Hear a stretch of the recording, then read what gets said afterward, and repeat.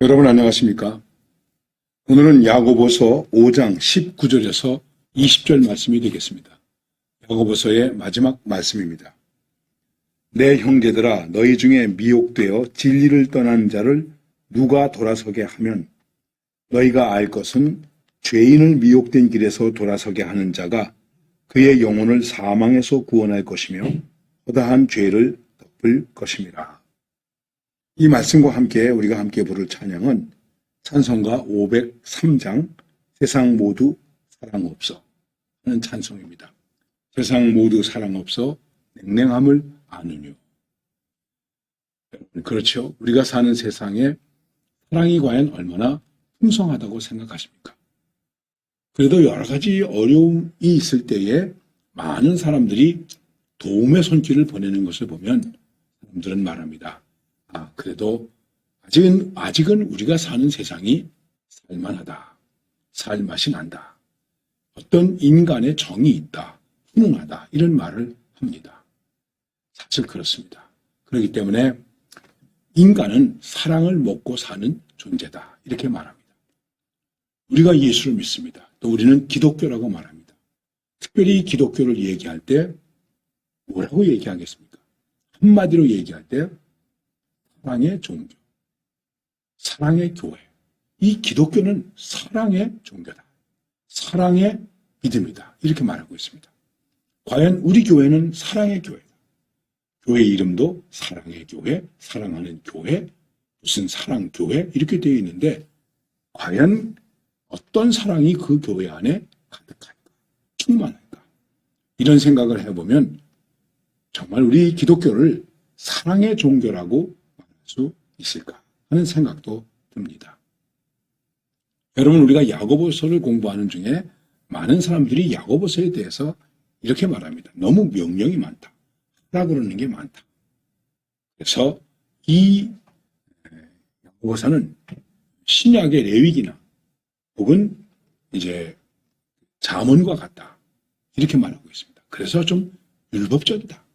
이렇게 말하기도 합니다. 이제 이 야고보서의 마지막 결론이 되었습니다. 그런데 그 결론이 무엇이냐 하면 내 형제들아 이렇게 말씀하고 있습니다. 이미도 말씀드린 적이 있는데 다른 성경에 비해서 특별히 야고보서는 내 형제들아 이렇게 말하는 게 많습니다. 야고보는 사도입니다. 율법적으로 생각하면 아주 지위가 있고 권위가 있는 사람입니다. 그런데 그는 성도들을 향해서 부를 때에 내 형제들아, 내 사랑하는 형제들아. 여러분, 이것만 가지고도 우리는 야고보서가 율법적이지 않고 계율적이지 않고 명령적이지 않고 얼마나 친근한가. 얼마나 사랑의 관계를, 특별히 사람과 사람과의 관계를 형제로 보고 있다 하는 것입니다. 굉장히 중요한 것입니다. 형제로 보고 있습니까?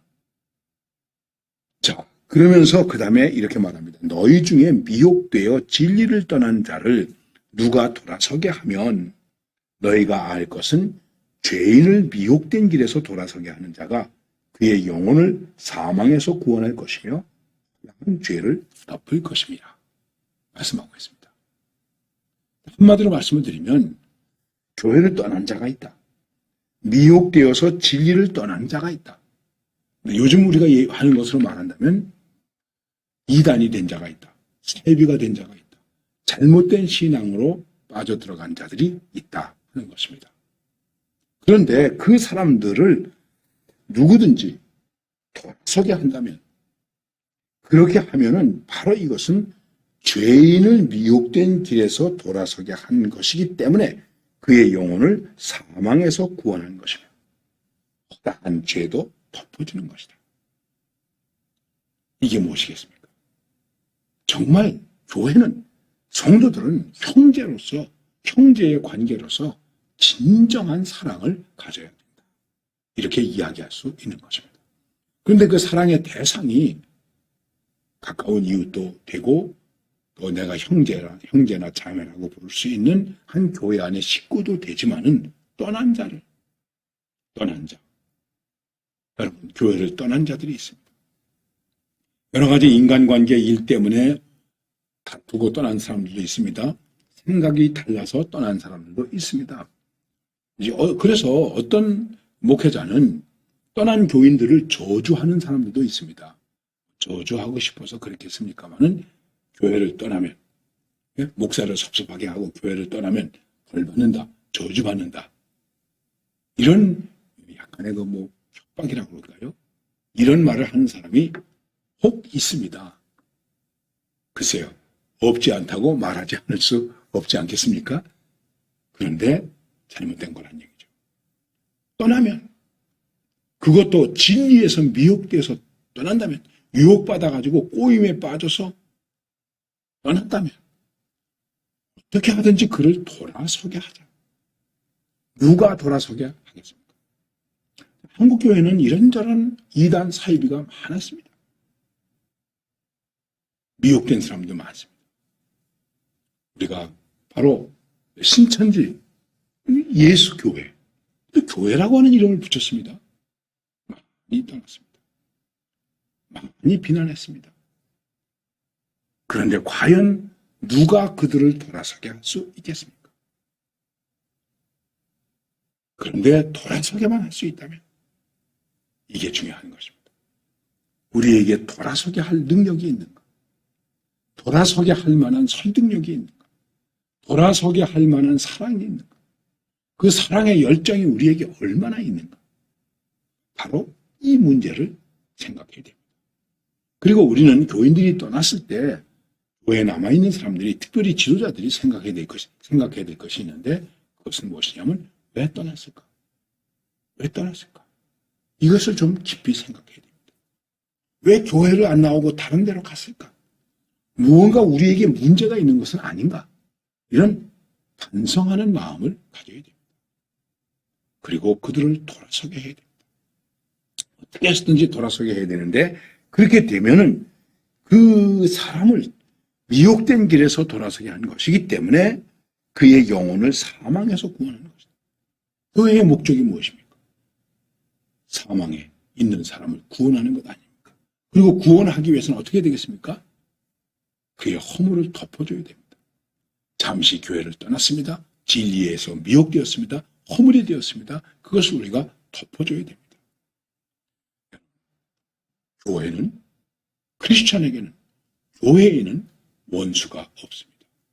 그렇다고 이단을 옹호하거나 그러라는 것은 아닙니다. 그러나 분명한 것은 그들을 돌아오게 할 수 있게끔 우리가 최선의 노력을 다할 수 있어야 된다는 것입니다.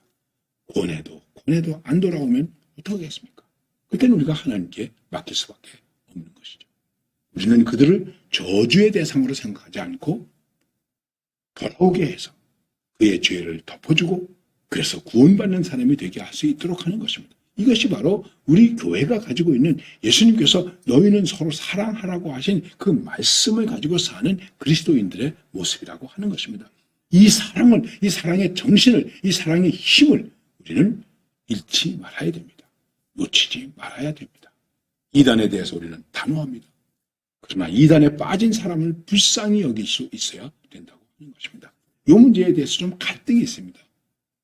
그런데 이 갈등을 정말 주님의 십자가의 사랑으로 잘 이제 우리가 보듬어서 다시 하나님의 구원의 백성이 될 수 있도록 해야 하는 것이 오늘 우리의 책임이라고 하는 것입니다. 그런 의미에서 야고보서는 우리에게 사랑을 가르쳐주고 있다. 그것도 내 이웃을 내 몸과 같이 사랑하라고 하신 최고의 법을 가르쳐주고 있다. 이렇게 말할 수 있는 것입니다. 정말 형제를 사랑하는, 그래서 원수까지 사랑하는, 나간 사람도 사랑하는 그런 교회의 사랑의 포용력이 충만한 그런 사람들이 될 수 있기를 바랍니다. 감사합니다.